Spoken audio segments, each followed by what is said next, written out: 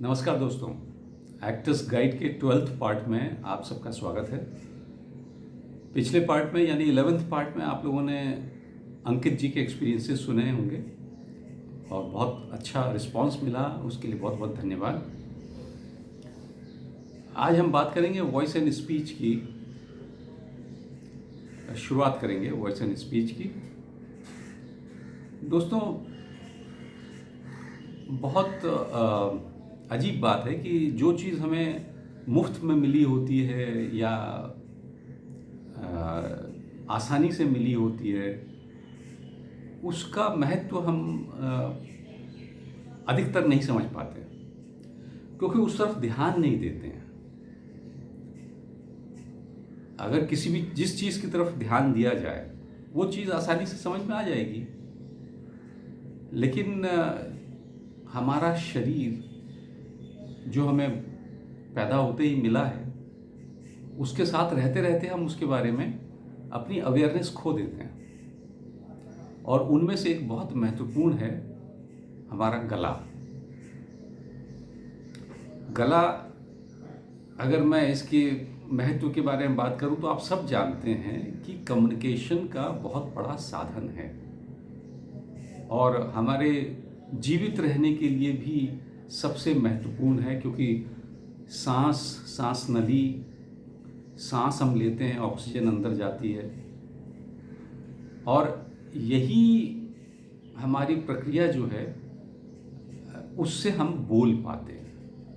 हमारा स्वर यंत्र,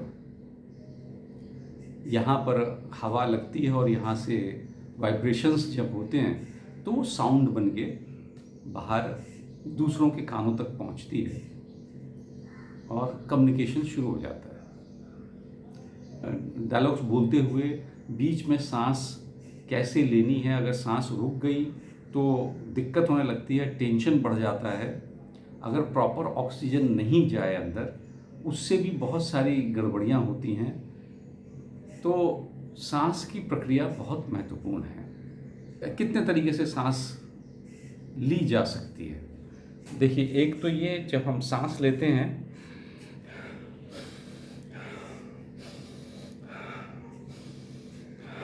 अगर दौड़ भाग करके आए तो सीना हमारा, क्योंकि एक्स्ट्रा सांस चाहिए होती है। लेकिन दूसरा, कई लोग यहाँ से सांस लेते हैं, पेट फूलता है, ये भी सही तरीका नहीं है। सही तरीका क्या है कि हमारे दोनों जो रिब्स हैं वो जहाँ ख़त्म होती हैं उनके बीच में नीचे एक, फुटबॉल में जैसे ब्लैडर होता है वैसे ही हमारे अंदर एक थैली होती है। उसके अंदर वो सांस लेने से वो फूलती है और सांस छोड़ने से कम होती है, वो फूलनी चाहिए। तो सही तरीका ये है,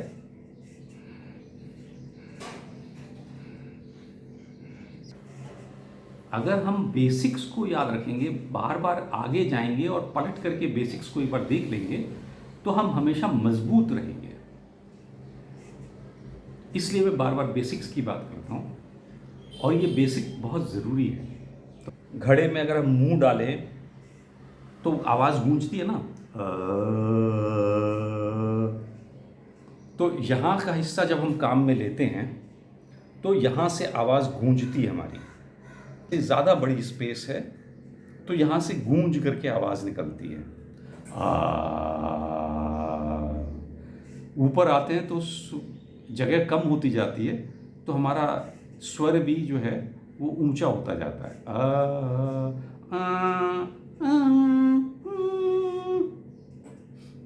तो इसको समझना एक्टर के लिए बहुत ज़रूरी है और इसके लिए बहुत सीधा सा साधन है हारमोनियम, सरगम।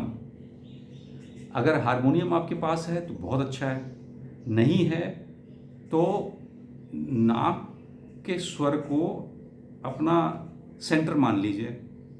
माँ के लिए मा गा रे सा, म म प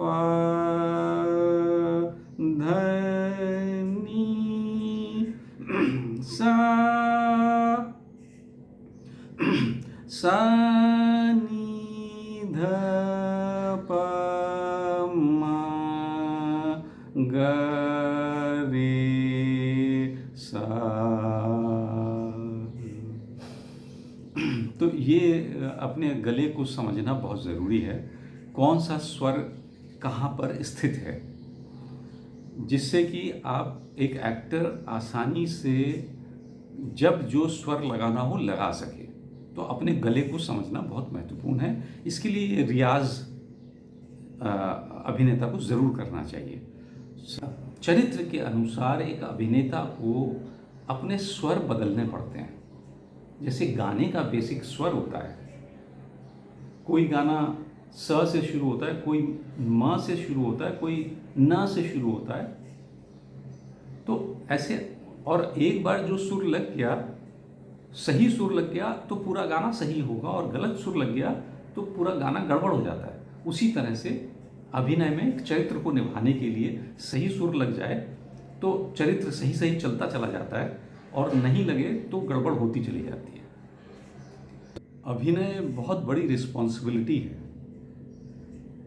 अगर थिएटर की बात करें तो बहुत बड़े दर्शक समूह के सामने स्टेज पर जाने से पहले बहुत टेंशन होता है, और एक्टर की सांस प्रक्रिया अक्सर तेज़ हो जाया करती है। डायलॉग बोलते वक्त सांस पर ध्यान नहीं दिया जा सकता, क्योंकि उस समय बहुत सारी चीज़ों का ध्यान रखना होता है। तो उस समय अगर सांस फूलने लगी, अगर हम डायलॉग बोलते वक्त सांस हमने रोक ली, नॉर्मल नहीं रही, तो टेंशन में आ जाएगा एक्टर। उससे बहुत सारी गड़बड़ियाँ होने का डर रहता है। ज़िंदगी में भी हम अक्सर किसी तनाव के समय में या काम करते वक्त कहीं पर जब बहुत इन्वॉल्व होते हैं तो आप चेक करेंगे आपकी सांस बहुत कम कम चल रही है, रुक सी जाती है। तो बीच बीच में सांस पर ध्यान देना, सांस को नॉर्मल करना बहुत ज़रूरी होता है, क्योंकि वही शरीर को प्रॉपर तरीके से चलाती है। सांस के द्वारा ऑक्सीजन मिलता है, और अगर ऑक्सीजन कम मिले तो कई तरह की गड़बड़ियाँ होती हैं। रे ग म प ध नी। तो इस तरह से बेस का रियाज भी करना चाहिए। तो जब जो स्वर लगाना हो उस पर कंट्रोल रहे, ये बहुत ज़रूरी है एक अभिनेता के लिए। इसके बाद बहुत महत्वपूर्ण है अपनी आवाज़ को सुनना। जैसे गाने में कहा जाता है कि एक गायक का अपना कान बड़ा मजबूत होना चाहिए, मतलब अपनी आवाज़ को खुद सुन सके, ऐसा सेंस होना चाहिए। अगर नहीं, नॉर्मली नहीं होता, तो उस पर ध्यान देना पड़ेगा। जब हम बोल रहे हैं अपने आप को सुन पाएंगे तो हम करेक्ट बोलेंगे। तो ये था अपने गले को और स्वर को समझना और प्रैक्टिस करना। अगले चैप्टर में हम इसको और आगे बढ़ाएंगे। आज के लिए इतना ही। Thank you.